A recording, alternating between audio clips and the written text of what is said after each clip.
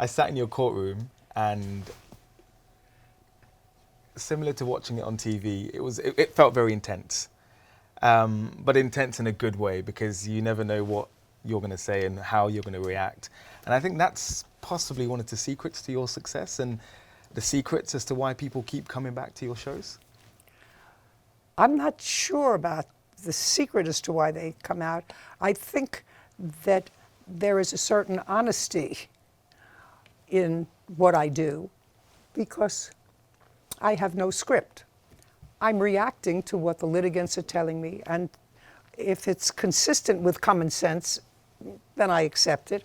If it's not, I push them. Sometimes common sense, when you're dealing with people's emotions and stuff, go out the window. So sometimes I'm wrong. But I think that people recognize that this is real to me. I take it seriously. I really believe that the people come here looking to put a period at the end of a problem so that they can move on with their lives. Most of them, if they're smart. And it's my job to say, okay, I'm going to take this ugly little period in your life, or this gnat that's bothering you, that you can't seem to scratch away, and I'm going to try to get rid of it so you can move on. So I take my responsibility here very seriously. How much was the eye cream? It was $600, I believe.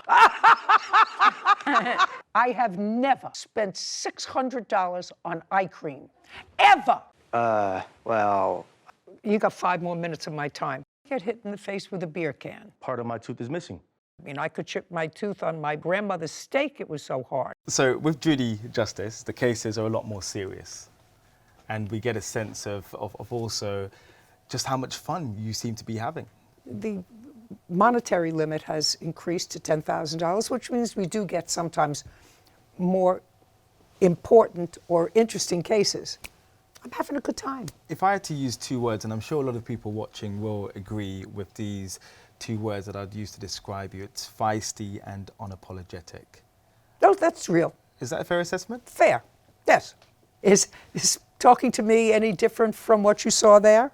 No, and it's the No. mannerism. It's everything. No, it isn't. And I always say, if you tell the truth, you don't have to have a good memory. You don't have to make excuses for things that you say if you tell the truth all the time. And that is what you're iconic for, those one-liners, as well as the eye rolls. Oh, the eye rolls. Just one of these, one of these, and that, by the way, that eye roll is genetic, because the next person that you're going to interview is from my genes, and you'll ask her to do the same eye roll. She'll do it the exact same way.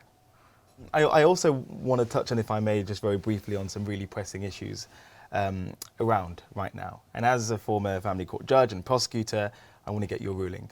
And I just want to begin on Harry and Meghan. You're quite big on family, aren't you? And your family mean everything to you. We can see them just behind you there. What's your take on what's unfolding at the moment? I will tell you that I would be furious and would think that that child or grandchild was a selfish, spoiled, ungrateful one. That's what I would feel, and be really hurt. I think anybody with a brain would see that. It's disingenuous, it's biting the hand that fed you, it's unseemly. That's what I think about one of my grandchildren or children who would do that to me. Another issue that I know you're also passionate about is gun violence in this country. And we've seen last year a record number of children dying because of guns. I don't think that anyone in this country needs an assault weapon. I can't imagine anyone outside of law enforcement and the Army needs an assault weapon. I am a Second Amendment believer, not for assault weapons, and I'm a Second Amendment believer because bad guys will always get guns. I've never seen an instant where a bad guy, listen, you had a 6-year-old shoot a school teacher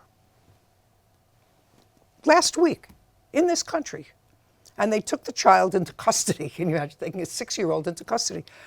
But the parent of that 6-year-old, whoever that is, and I don't know the story, that child got a gun from someplace, and if the gun came from home, and that 6-year-old child was able to get that gun because it wasn't properly stored, that parent is responsible. The first responsibility of any government is to protect its citizens.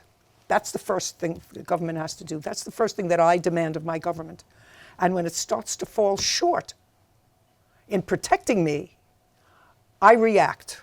This is Sarah, Judge Judy's granddaughter, who also stars alongside her as a law clerk. How do you separate Judy from the judge? I don't think I ever have. To me, she's the same woman. I don't think I've ever separated Nana from Judy. I think they're the same. Sometimes when we're at work, I catch myself and say judge instead of, Gran or Nana or whatever. But I don't. She's the same person. Her demeanor's the same. There's really, I think people, because she can be so harsh, assume there has to be this switch of on or off. Either she's home baking cookies Gran, which she never has been and I don't think ever will be, or the judge Nana, and there's really no distinction. She's the same woman through and through, and I wouldn't want it any other way. Can you tell me about the dynamics of what it's like, the on-screen relationship that you have with your Gran?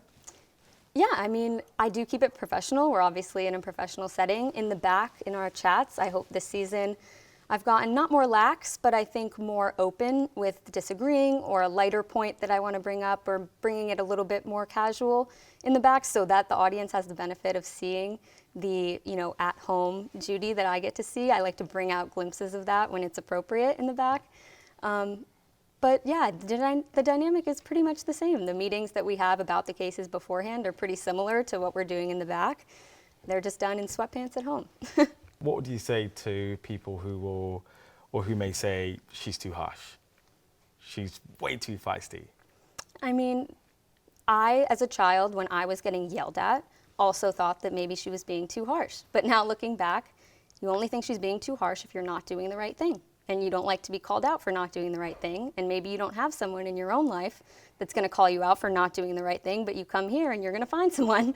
So I think that anyone who says she's too harsh or this, that, the other, number one, no one else defines you but you. So she's not going to go home thinking she's too harsh just because someone said that she was too harsh. Judge Sarah, that sounds good, doesn't it?